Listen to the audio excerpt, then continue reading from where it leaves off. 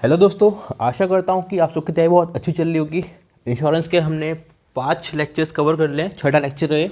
Lecture मतलब in the form of question and question sets में। और ये जो छठा है ना आज वाला, ये बहुत इंपॉर्टेंट है। इसमें हम सारे टर्म्स पढ़ने वाले हैं कि टर्म इंश्योरेंस क्या होता है, एंडोमेंट प्लान्स क्या होता है, होल लाइफ क्या होता है, मनी बैक क्या होता है, यूलिप क्या होता है, सब कुछ। ठीक है, और ये बहुत इंपॉर्टेंट है। ठीक, तो देखते हैं पहला क्वेश्चन क्या है।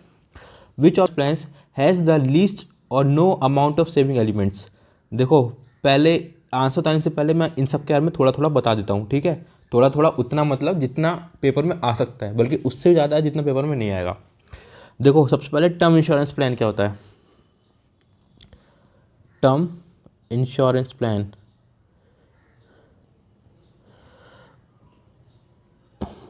ठीक है। देखो, ये जो टर्म इंश्योरेंस प्लान होता है ना, इसकी जो सबसे खासियत क्या होती है कि इसमें आपको मैच्योरिटी पे ना ठेंगा मिलता है। मैच्योरिटी पे आपको कुछ नहीं मिलेगा। ठीक है, बट इसका जो वो होता है ना क्या, प्रीमियम, प्रीमियम नहीं प्रीमियम्स, वो होता है बहुत कम, मिनिमम होता है ये। मार्केट का मिनिमम होता है ये सारे प्रोडक्ट्स में अवेलेबल। क्यों? क्यों? क्योंकि इसमें मैच्योरिटी पे कुछ नहीं मिलता ना।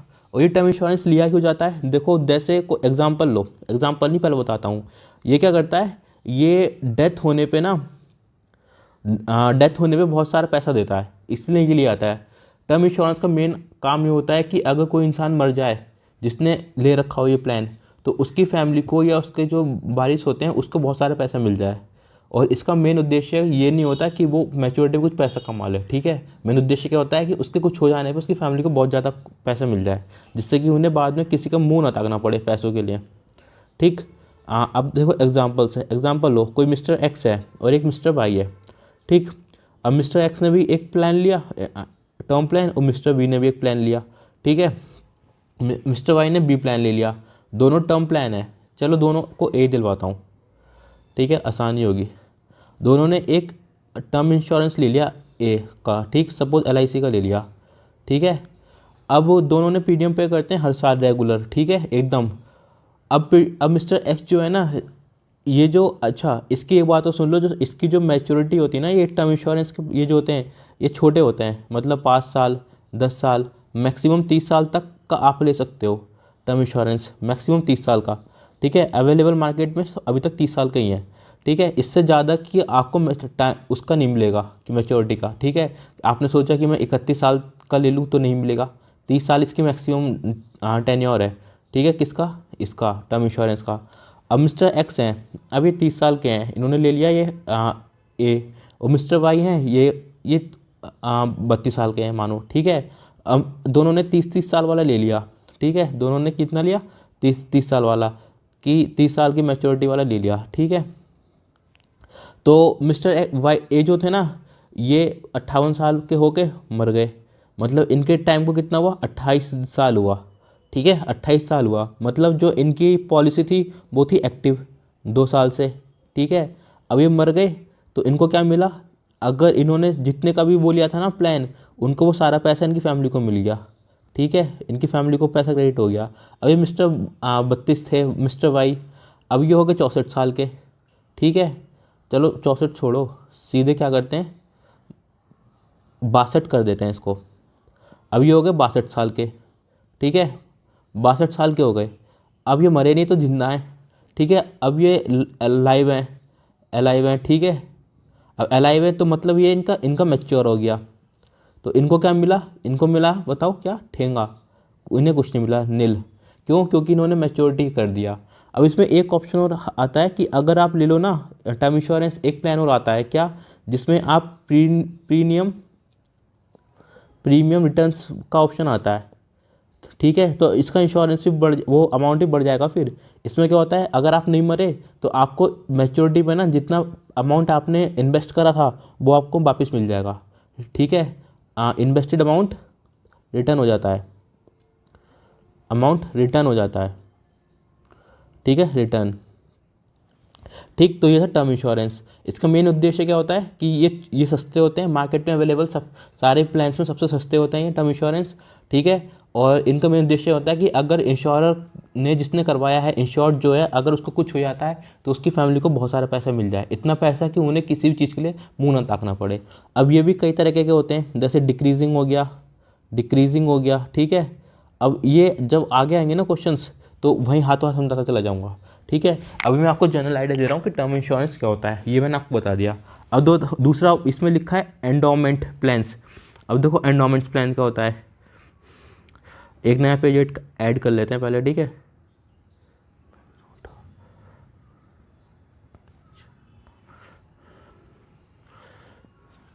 देखो सेकंड आ गया एंडोमेंट।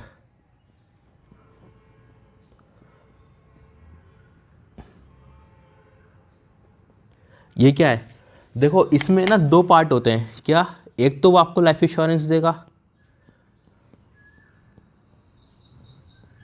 ठीक है, और एक आपको मैच्योरिटी पे ना, मैच्योरिटी पे वो भी देगा अमाउंट, मैच्योरिटी बेनिफिट्स, ठीक है। देखो टर्म इंश्योरेंस में क्या था, मैच्योर हो गया तो आपको ठेंगा मिलेगा, ठेंगा। बट एंडोमेंट में क्या होता है, आपको लाइफ इंश्योरेंस तो मिलेगा ही, जैसे किसी को मिस्टर ए ने लिया था, अब वो 28 साल के होके मर गए, 28 साल की पॉलिसी कवरेज में, तो 2 साल बचे थे तो उनको पैसा मिला। अब मिस्टर बी थे, उनको कुछ नहीं मिला। तो अब इसमें क्या होता है ना, एंडोमेंट में उनको मैच्योरिटी बेनिफिट्स मिलेंगे, पैसा मिलेगा उन्हें, ठीक है। तो ये होता है एंडोमेंट, ठीक। अब तीसरा क्या है, होल लाइफ। देखो ये जो होल लाइफ है ना, ये होल लाइफ, ये टर्म इंश्योरेंस का बड़ा भाई है। आप कहोगे कैसे, देखो टर्म इंश्योरेंस, वो होल लाइफ, मैंने आपको टर्म इंश्योरेंस का कितना बताया था, मैक्सिमम 30 साल तक होता है ये टर्म इंश्योरेंस। बट ये जो है ना, ये 99 ईयर्स तक आप ले सकते हो, जब आप 99 ईयर्स के हो जाओगे ना तब तक ये चलेगा। ये इंश्योर्ड की एज अगर 99 तक चलेगा, ठीक है, 99 साल का। अब इसमें क्या होता है, अगर आपने 30 में करवाया तो आप 60 पे ख़त्म हो गया, 40 पे करवाया तो 70 में ख़त्म हो गया, और उससे ज़्यादा लेट करोगे तो कंपनी देगी नहीं, क्योंकि मरने का तो टाइम पास आ जाएगा ना, ठीक है। तो 99 साल का होता है, सपोज आपने 20 साल की में करवा लिया और 110 साल तक, 20 प्लस 99 साल तक आपको ये मिलेगा। देखो कितना बड़ा है इसका कवरेज, ठीक है। कितना हो गया, देखो 9 9 2 11, देखो 119 साल तक कंपनी आपको पैसा देगी। ऐसा सोच रहे हो तो आप गलत हो, मैंने ऊपर लिखा ना कि इंश्योर्ड की एज 99 तक हो, जब तक इंश्योरर 90 साल का नहीं हो जाएगा ना तब तक उसे पैसा मिलेगा। कैसे, ये मैंने रब क्यों कर दिया, ठीक है, ये मत कर लेना, ये गलत है, क्योंकि इंश्योर्ड की एज 99 साल होनी चाहिए तब तक मिलेगा। अगर किसी ने 29 साल में करवाया है तो 99 माइनस 29 कर लो, 70 साल तक मिलेगा उसे, ठीक है। और यहाँ कितना मिल रहा था, 30 साल तक। ये इसका केवल एक यही एडवांटेज है कि होल लाइफ है, ठीक है। तो सपोज़ कि बुढ़ापा आ गया, तो बुढ़ापे में 99 साल तो बहुत ही कम लोग जीते हैं। अब आप 75 साल में मर गए, ठीक है, 75 साल में मर गए, तो आपकी जो फैमिली होगी उसे बहुत सारा पैसा मिलेगा, खूब सारा, ठीक है। तो इसका एडवांटेज है, ठीक। 75 साल में मर जाओगे, 99 साल आपको लगता है वो जीता है, अब बहुत ही कम लोग होते हैं 99 साल में जीते हैं। बट अब इसमें, अब देखो इसमें टाइम बढ़ गया तो एक चीज़ है ना, इसका जो प्रीमियम है ना, प्रीमियम्स जो हमको भरने होते हैं वो ज़्यादा होते हैं कंपेयर टू टर्म इंश्योरेंस, ठीक। तो ये हो गया अपना होल लाइफ। देखो और मनी बैक क्या है, मनी बैक भी टर्म इंश्योरेंस ही होता है, बट इसमें आपको बीच से पैसे मिलते हैं। जैसे मैंने कहा था ना, एंडोमेंट में आपको मैच्योरिटी बेनिफिट्स मिलते हैं, मनी बैक में क्या है, आपको बीच से पैसे मिलते जाएंगे, सालाना 10 साल में जो भी आपका वो होगा, और जो टोटल अमाउंट बचा होगा ना आपका, वो आपको मैच्योरिटी में मिल जाएगा मनी बैक में, ठीक है। और इंश्योरेंस तो आपको देता है। अब देख लेते हैं इसका आंसर क्या है।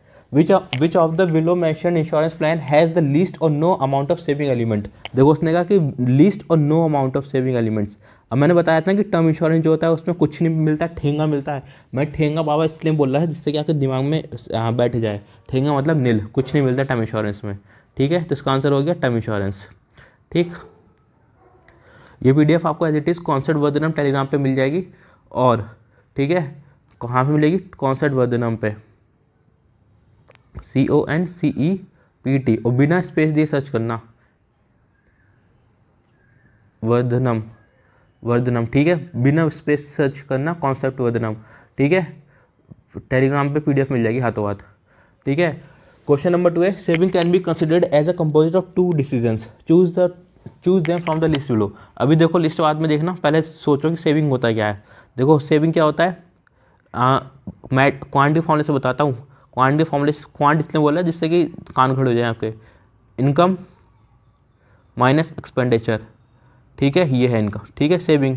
अब देखो इनकम तो फॉर पर्टिकुलर टाइम सेम ही रहती है आदमी की, इंसान की, ठीक है, तो इसको तो हम एक तरह से कांस्टेंट मान लेते हैं, ठीक है, ठीक है। अगर इंक्रीमेंट भी होगा तो 1 साल का ही होगा ना, तो मैं उस 1 साल से कम की बात कर रहा हूँ। देखो सेविंग तो हम रोज़ ही करते हैं, तो सेविंग को हम क्या कह सकते हैं कि मिनिमम खर्चे कर लो, एक्सपेंडिचर को हम मिनिमम कर लेंगे, तो क्या होगा, सेविंग बढ़ जाएगी, ठीक है। यह जो कम ज़रूरी चीज़ें हैं, प्रायोरिटी बेसिस को हम लिस्ट बना ला लें। अगर जो हाई प्रायोरिटी हैं केवल वही हम बाई करेंगे, तो भी क्या होगा, हमारी सेविंग्स बढ़ जाएंगी, ठीक है। और कोई तरीका होता है सेविंग बढ़ाने का, यही तरीके होते हैं ना। तो इसका आंसर क्या हो जाएगा, अब खुद बताओगे आप, देखो। और तीसरी बात सेविंग क्या होती है, चलो वो एग्जाम्पल से देख लेना। Risk retention and reduce consumption. देखो कंजम्पशन तो रिड्यूस करते हो आप, पर रिस्क रिटेंशन नाम की कोई चीज़ होती है क्या इसमें। रिस्क रिटेंशन मतलब होता है कि कोई भी नुकसान होगा वो आपके ऊपर रहेगा, ठीक है, आप उसके कर्जा धरता होगे, आपकी जिम्मेदारी है। अगर आप सेविंग बढ़ा रहे हो तो उसमें कोई नुकसान वाली बात तो है ही नहीं, तो इसका आंसर तो ये है ही नहीं। और रिस्क रिटेंशन मैंने अपनी पिछली वीडियोज़ में विस्तार में समझाया है, ठीक है। Gifting and accumulation. एक्यूमुलेशन का मतलब होता है कि पैसे कमाना और उनको इकट्ठा करना, जमा करना, और कैसे, उनको इन्वेस्ट करके। अब सेविंग में तो आपने खर्चे कम कर रहे हो ना, और गिफ्टिंग, गिफ्ट थोड़ा ना कर रहे हो, ठीक है। दूसरा क्या है, स्पेंडिंग एंड एक्यूमुलेशन। अब यार स्पेंड कर रहे हो आप तो एक्सपेंडिचर में आ जाएगा, तो सेविंग कहाँ आ रहा है ये। तीसरा क्या है, postponement of consumption and parting with liquidity. अब देखो यही तो है ना, कंजप्शन जो प्रायोरिटी कम थी उनको हमने अभी फ़िलहाल नहीं खर्च करा, और लिक्विडिटी मतलब कैश ही तो आएगा ना आपके हाथ में, ठीक है, लिक्विड। अब देखो question number 3, the premium paid for the whole life insurance is premium paid for the term insurance then. अच्छा, इंश्योरेंस देन, तो देखो मैंने कहा था ना, आपको ऊपर बताया था, देखो यहाँ पे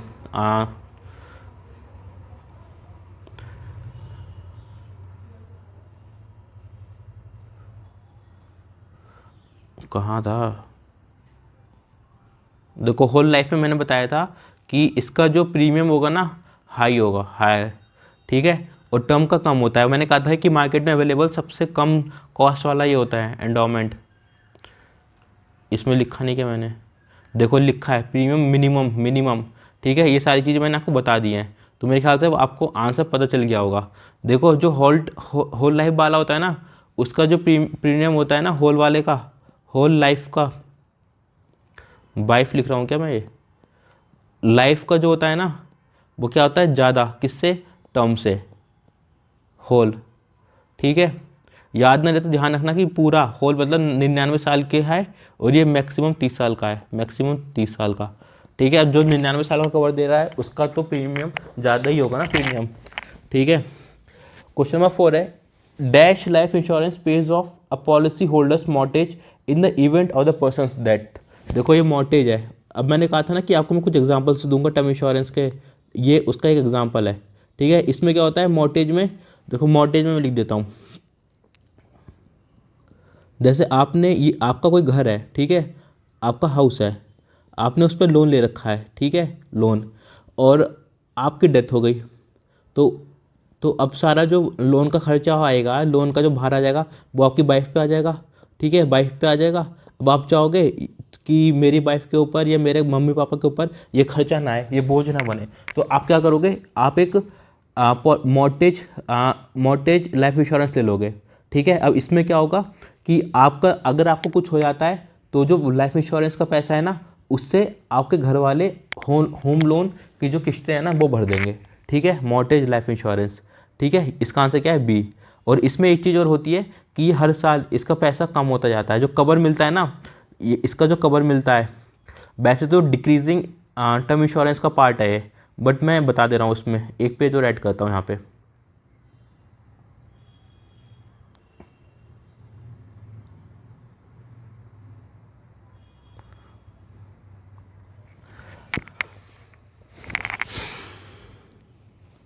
देखो इसका एक होता है डिक्रीजिंग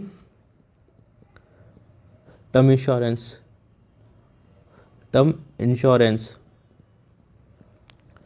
इसमें क्या होता है, इसमें क्या होता है ना आप, इसमें क्या होता है जो आपका इंश्योरेंस प्लान होता है, इंश्योरेंस प्लान आप जो लेते हो उसमें आपका जो सम एश्योर्ड होता है ना, कि आपके जो जिसने अपना इंश्योरेंस करवाया है उसके मरने पे जो अमाउंट उसको मिलने वाला होता है वो हर साल कम होता है। ठीक है, जैसे आपने एक आपके पास स्टार्टिंग में जब आपने लिया तो आपके पास 100% कवरेज होगा।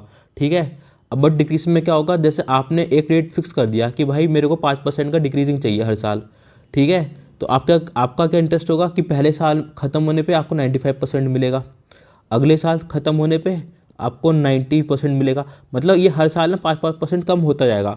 और जैसे ही आपकी इंश्योरेंस पॉलिसी मैच्योर होगी, मैच्योरिटी पे ना ये कितना हो जाएगा, ये हो जाएगा 0%, मतलब इतना मिलेगा। है तो टर्म इंश्योरेंस ही, बट ये टर्म इंश्योरेंस का टाइप है कि इसमें हर साल क्या होता है, जो आपका कवर होता है वो कम होता चला जाता है। ठीक है, और इसमें एक दो पॉइंट और बता देता हूँ। अब हर साल कवर तो कम होता है, कवर तो डिक्रीज होता है, कवर डिक्रीज होता है, बट प्रीमियम जो होता है ना इसका वो कांस्टेंट रहता है, कांस्टेंट।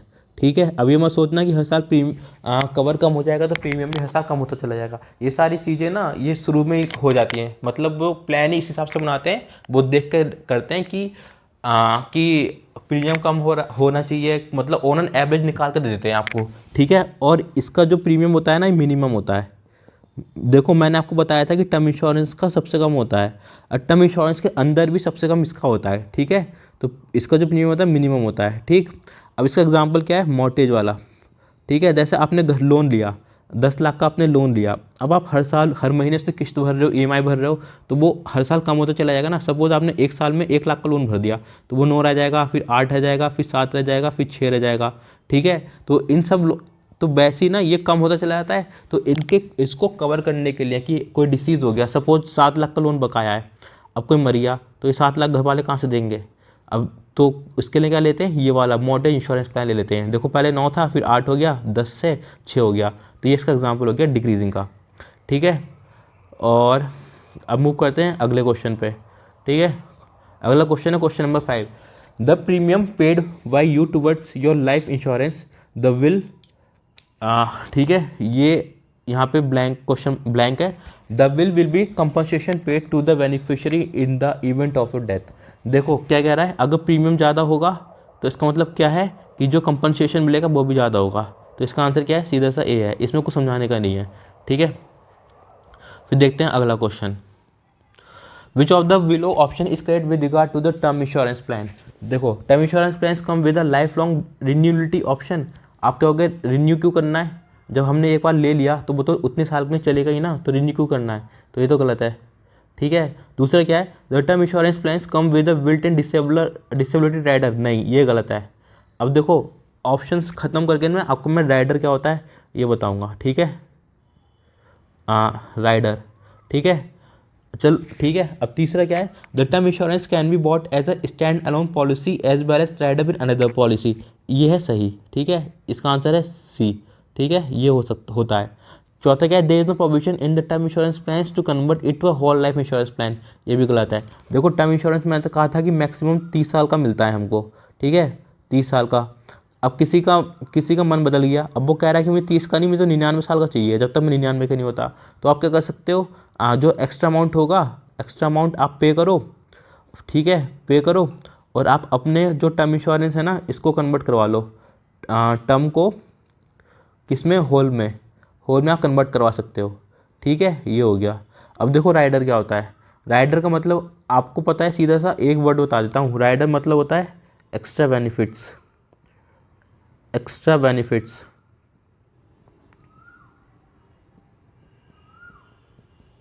ठीक है, एक्स्ट्रा बेनिफिट्स। अब देखो मैंने कहा था टर्म लाइफ इंश्योरेंस जो होता है इसमें आपको मैच्योरिटी पर ठेंगा मिलता है, और कोई मर जाता है तो उसे पैसा मिलता है।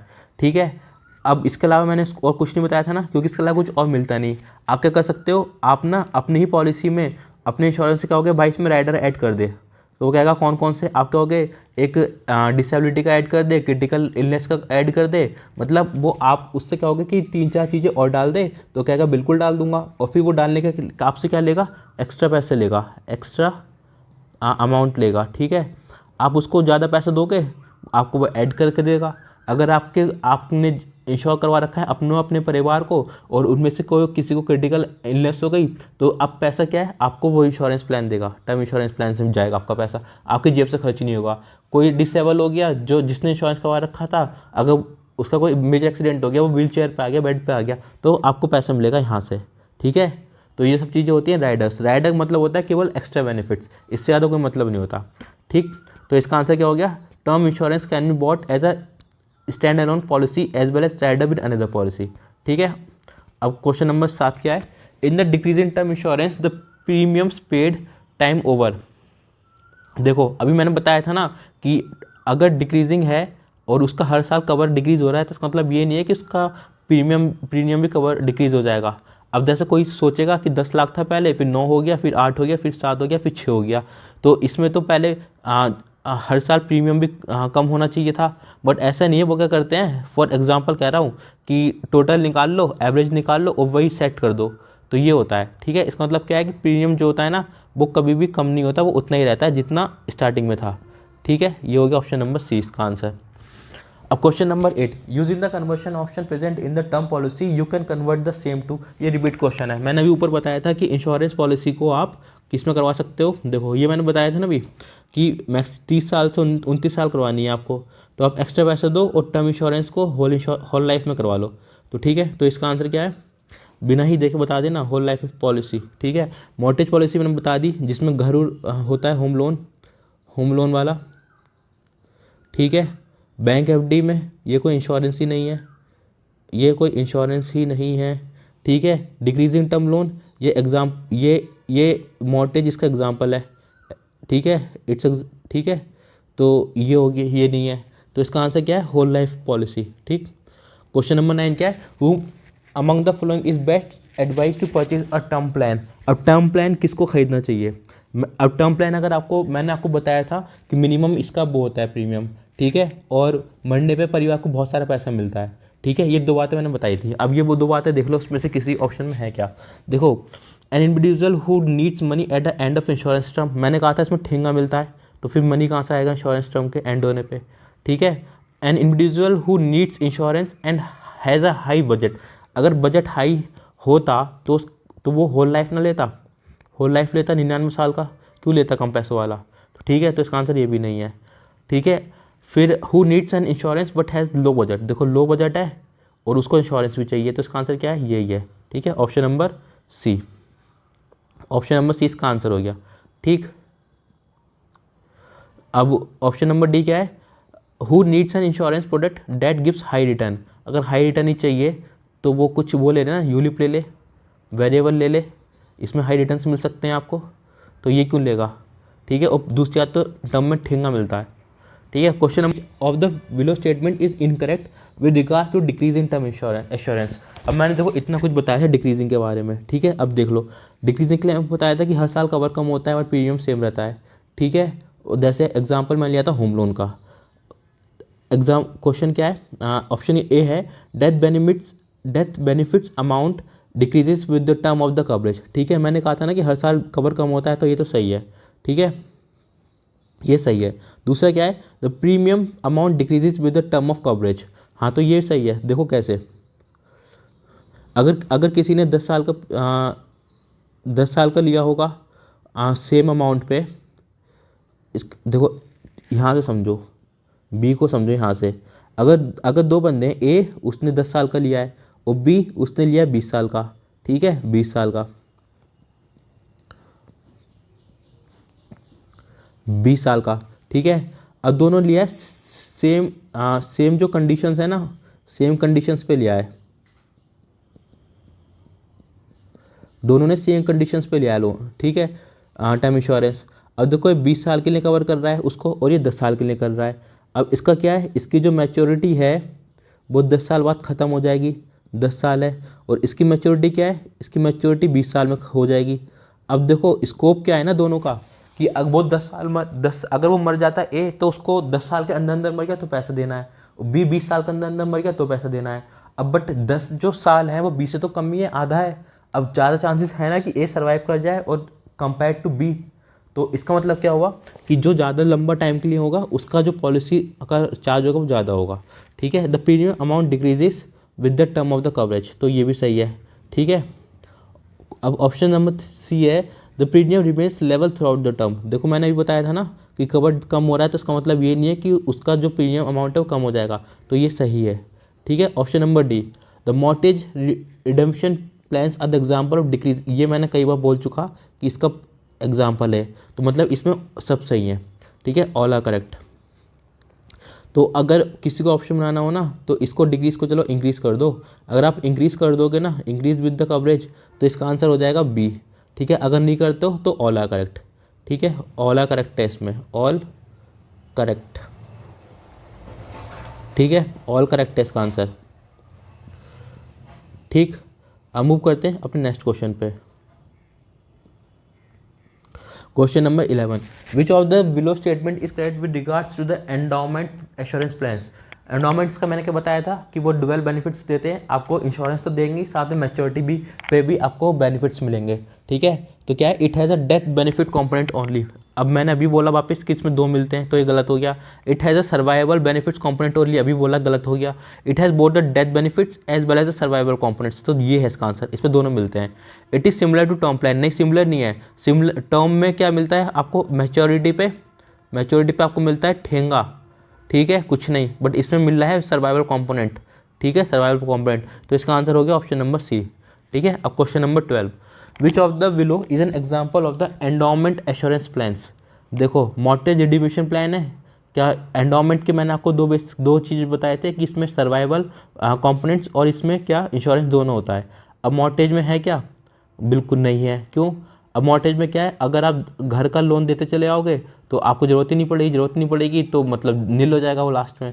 क्रेडिट लाइफ इंश्योरेंस ये टर्म इंश्योरेंस का ही दूसरा नाम है। ठीक है, मनी बैक प्लान ये भी नहीं है। अब ये क्या है, ये मनी प्लान, ये इसमें क्या होता है, मैंने इसमें आपको बताया था कि आपको क्या मिलेगा, टाइम टू टाइम पैसा मिलेगा सालाना या वो, तो इसका मतलब क्या है, इसमें आपको क्या मिल रहा है, इसमें आपको बेनिफिट्स मिल रहे हैं, कैश बेनिफिट्स मिल रहे हैं, मतलब पैसा मिल रहा है, तो इसका मतलब क्या है, ये इसका आंसर है। होल लाइफ में आपको कुछ नहीं मिलने का।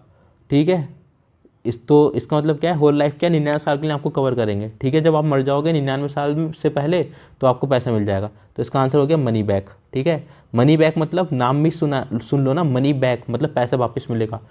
ठीक है, अब क्वेश्चन नंबर 13 और मनी बैक में मैंने एक बात तो बताई थी, जो अमाउंट फिक्स होगा ना, फिक्स अमाउंट का जो बचा हुआ अमाउंट होगा जो आप नहीं ले पाओगे वो आपको मैच्योरिटी पे मिल जाएगा। ठीक है, ठीक है, क्वेश्चन नंबर 13 क्या है, which among the following is a non traditional life insurance product. अब ट्रेडिशनल और नॉन, अब ये भी दो तरीके होते हैं। देखो ट्रेडिशनल,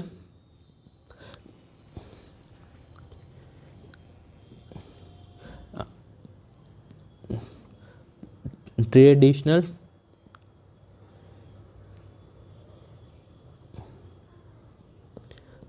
ट्रेडिशनल और नॉन ट्रेडिशनल। देखो ये कब हुआ था ना, ट्रेडिशनल तो अपना यही होगा, टर्म इंश्योरेंस हो गया, टर्म इंश्योरेंस हो गया, होल लाइफ हो गया, मॉर्टेज हो गया, एंडोमेंट हो गया, ये सब क्या है, ट्रेडिशनल लाइफ इंश्योरेंस है। ठीक है, और ये क्या है नॉन ट्रेडिशनल, ये अमेरिका में स्टार्ट हुए थे, यूएस लिख देता हूँ छोटा पड़ेगा, ये यूएसए में स्टार्ट हुए थे 1979 में। ठीक है, और ये दो बेनिफिट्स देते हैं आपको, मतलब क्या, इंश्योरेंस तो आपको देंगे ये। ठीक है, इंश्योरेंस में साथ में आपको कैश वैल्यू देंगे, कैश वैल्यू। ठीक है, अभी नीचे क्वेश्चन आएगा तो डिटेल में समझाऊंगा दोनों, मतलब कैश वैल्यू का मतलब क्या होता है। ठीक है, तो फिलहाल इतना याद रखो कि यूएसए में हुए थे 1979 में, और इसके जो एग्जांपल हैं, इसका एग्जांपल है यूलिप। ठीक है, और इंडिया में इसका नाम जो है ना, नॉन ट्रेडिशनल का नाम IRDA ने फिक्स कर रखा है। चलो बता देता हूँ सारा।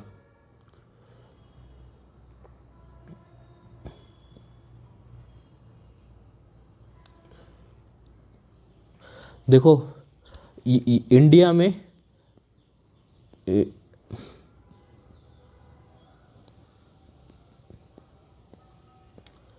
इंडिया में IRDA ने इसका नाम क्या रखा है, वेरिएबल इंश्योरेंस प्लान। ठीक है, अब इसमें क्या होता है कि आपका जो पैसा है ना, आपने प्रीमियम अमाउंट पे करा, सपोज 10,000। ठीक है, अब जो आपका प्लान होगा उसमें आपसे कंपनी पूछेगी कि इंश्योरेंस में आपको कितना अमाउंट डालना है, और इसमें एक अलग से वॉलेट बनता है आपका, ठीक है। वॉलेट मैंने कहा था ना कैश वैल्यू मिलती है, तो वो पूछेगी उसमें कितना डालना है। तो आप जितना अमाउंट कह दोगे कि 1K डालना है, तो 9,000 रुपये आपको वो इंश्योरेंस के में डाल देगी, और इतने के हिसाब से आपको देगी इंश्योरेंस बेनिफिट्स, ठीक है। और बाकी जो आपका 9,000 पैसा होगा ना, वो पूछेगी इसका क्या करना है, आप कहोगे इक्विटी में डाल दो या बॉन्ड्स खरीद लो, ठीक है। तो इसमें क्या है, आपको एक इन्वेस्टमेंट प्लान मिल जाता है, क्या इन्वेस्टमेंट ऑप्शन मिलता है, ठीक है, इन्वेस्टमेंट ऑप्शन, ठीक है। और ये जो ऊपर वाली थी नॉन ट्रेडिशनल वाली, इनमें आपको इन्वेस्टमेंट का ऑप्शन नहीं मिलता, ठीक है। अब इसमें क्या होता है कि आपने आपने जितना पैसा मतलब पॉलिसी के दौरान आपने इन्वेस्ट करा ना, as per the market, as per market conditions, as per market conditions, आपको वो जो पैसा वो अमाउंट होगा ना, वो भी आपको मिलेगा, ठीक है, ठीक है। अमाउंट आपको मिलेगा कब, मैच्योरिटी पे, ठीक है, मैच्योरिटी पे। और इसके साथ में एक चीज़ और है, आप कुछ पैसा पार्शियल विड्रॉल भी कर सकते हैं। जैसे आपको ज़रूरत पड़ गई, आपके घर में शादी है, तो पार्शियल विड्रॉल आप कर सकते हैं, ठीक है। अब जो पैसा बचा होगा वो आपको मिल जाएगा मैच्योरिटी पे, ठीक है। बस इतना सा अंतर है दोनों में कि इसमें आप क्या कर सकते हो, इन्वेस्टमेंट कर सकते हो, ठीक है। और इन्वेस्टमेंट में भी आप बताओगे इंश्योर कंपनी को कि मेरा पैसा आपको किस में डालना है, ठीक है। अब आप बता रहे हो कि आपको किस किस में डालना है पैसा, तो सारी जिम्मेदारी इसमें आपकी है, ठीक है। रिस्क रिटेंशन आपके ऊपर है, ठीक है। अब देखो which among the following is non traditional life insurance product. अब देखो नॉन ट्रेडिशनल वो होते हैं जिसमें आपके पास इन्वेस्टमेंट का ऑप्शन होता है, ठीक है। अब बताओ टर्म इंश्योरेंस में मैंने कहा था कि आपके पास इंश्योरेंस अब इन्वेस्टमेंट का ऑप्शन होता है, आप कहोगे नहीं। यूनिवर्सल लाइफ इंश्योरेंस में मैंने आपसे कहा था कि आपके पास वो होता है, तो आप कहोगे यूनिवर्सल लाइफ इंश्योरेंस तो नहीं पढ़ाया ही नहीं है। हाँ, तो वो इसलिए नहीं पढ़ाया क्योंकि ये ना नॉन ट्रेडिशनली होता है, और इसके दो एग्जांपल होते हैं। कहाँ लिख गया, कहाँ लिखा था मैंने,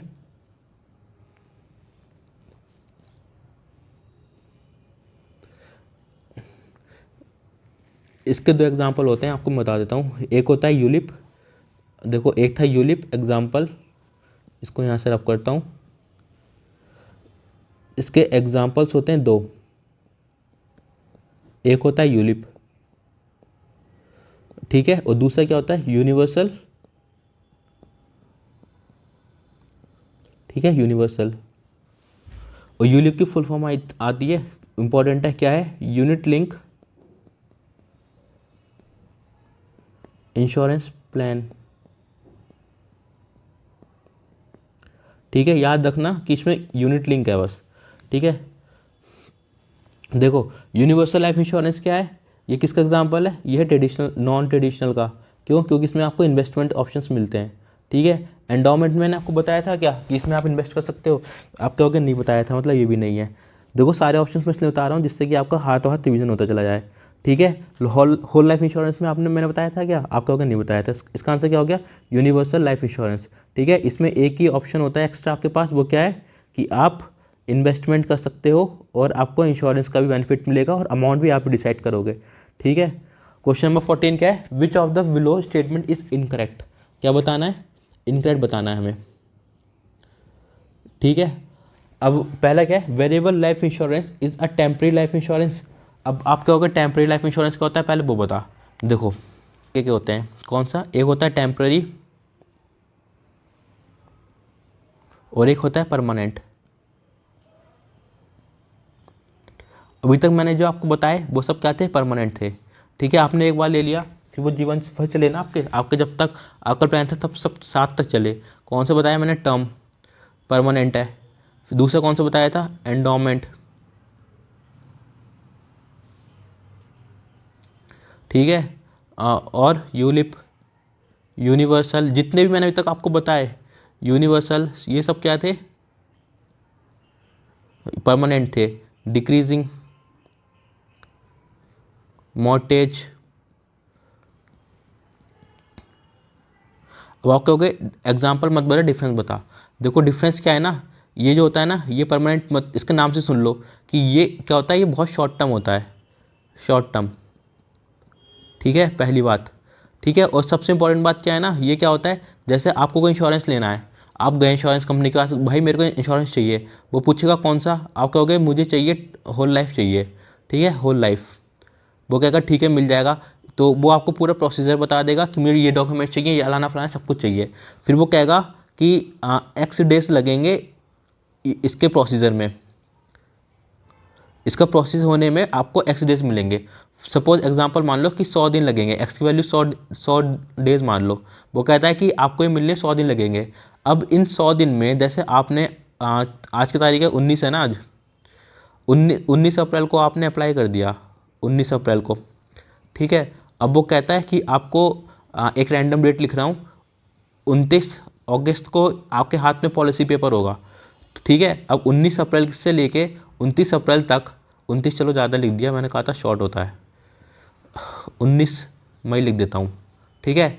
शॉर्ट अगर 19 अप्रैल से लेके 29 मई तक, अगर आप 19 जो भी है 19 मई तक आपको कुछ हो जाता है, तो वो आपका पेपर, तो आपको जो इंश्योरेंस है, आपको आपने जो लेने गए थे ये वाला होल लाइफ, वो तो आपको नहीं मिलेगा ना।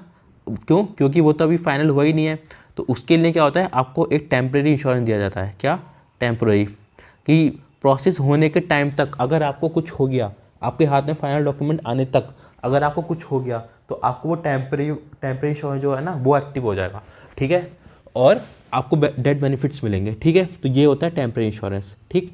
तो ये है टेम्प्रेरी इंश्योरेंस। अब बताओ variable life insurance is temporary life insurance, आप कहोगे नहीं ये क्या है, परमानेंट है। नाम लिख दिया था मैंने, यूलिप यूनिवर्सल दोनों ही, ठीक है। दूसरा क्या है, variable life insurance is a permanent life insurance policy, आप कहोगे बिल्कुल सही बात।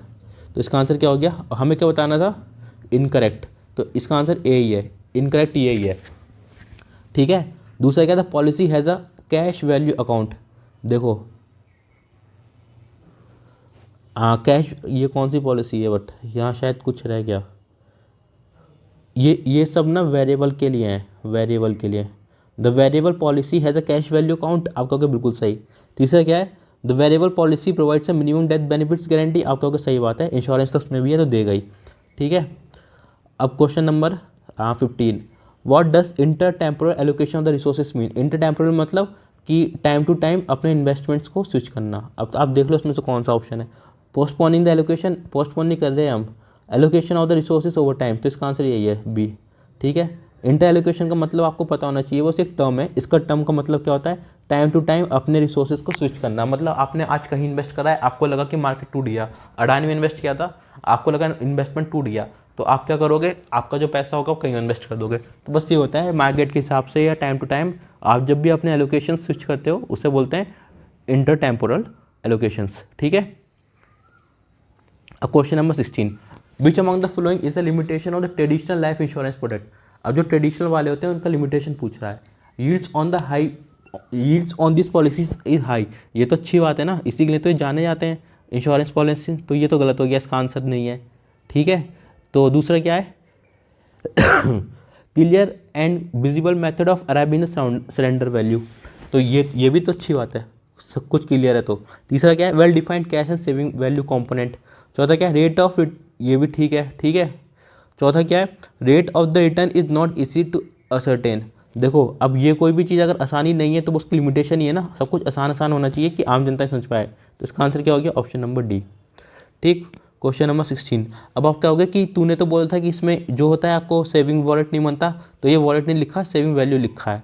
एंडोर्समेंट में मैंने कहा था ना आपको पैसा मिलता है, ये मनी बैक हो गया, तो ये वही है, ठीक है, ठीक। अब क्या है question number 17, way was the universal life policy first introduce. मैंने बताया था यूएसए 1979, ठीक है। इसका आंसर क्या है, यूएसए 1979, ठीक। Question number 18, which among the following is most likely two by variable life insurance. अब ऐसा कौन है जो वेरिएबल लाइफ इंश्योरेंस खरीद सकता है।